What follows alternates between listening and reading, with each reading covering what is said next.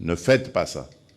Ne haïssez pas les étrangers. Et d'ailleurs, à propos du Rwanda, ça ne sert à rien de regarder le Rwandais comme un ennemi. Non. C'est le régime rwandais avec Paul Kagame à sa tête qui est l'ennemi de la République démocratique du Congo. Les Rwandais et les Rwandaises sont nos frères et sœurs. Et d'ailleurs, ils ont besoin de notre aide parce qu'ils sont muselés. Ils ont besoin de notre aide pour se libérer. Ça n'a rien à voir avec ce que leurs dirigeants sont en train de leur imposer.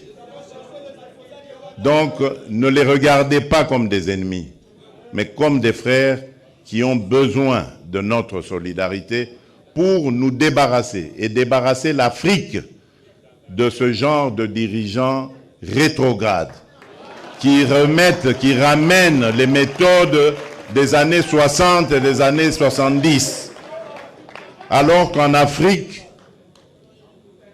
on avait décidé de mettre fin au bruit des armes. Si vous vous rappelez, ceux qui suivent un peu, c'était 2020, il fallait taire les armes en Afrique pour que l'Afrique passe à autre chose, comprenne qu'elle est la dernière de la classe dans le monde parce que, justement, à cause des guerres et des divisions, nous nous étions entendus comme ça. Malheureusement, ce n'est pas arrivé, on a dû encore prolonger, mais c'est à cause justement des dirigeants tels que Paul Kagame. Et il s'enorgueillit d'être un faiseur de guerre, un spécialiste dans la guerre. Il en est fier. Moi, à sa place, je me cacherais, j'aurais honte d'assumer le fait qu'on sème la mort et la désolation.